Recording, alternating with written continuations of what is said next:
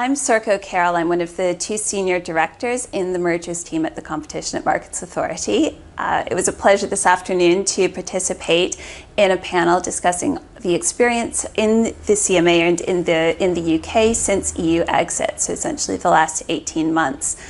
We've covered a number of things in that discussion, and the first point was the extent to which we're seeing convergence or divergence between the CMA and other agencies.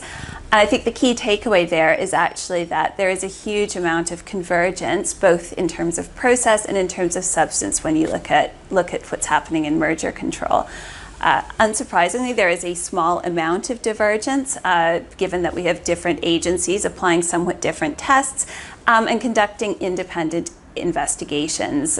While there is cooperation between the agencies and there is an effort to work effectively and efficiently together, we do all ultimately need to rely on our own investigations and evidence bases in reaching our assessments or conclusions.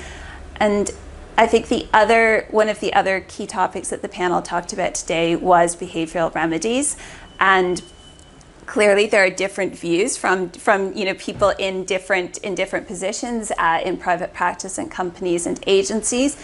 I think for us at the CMA, our views on remedies have really been formed by looking at how remedies are working in practice. And we talked a bit about the fact that we've done some quite detailed reviews of past remedies to help us understand how they work and where the risks lie in remedies. And when we've thought about behavioral remedies in particular, we do identify serious risks there around how remedies are specified, how they can be monitored over time, and whether taking into account those risks, taking into account the fact that a behavioral remedy doesn't address the market effect of a merger, it tries to manage the outcomes rather than the underlying effect, whether they are effective in many cases to protect consumers from the potentially harmful effects of a merger.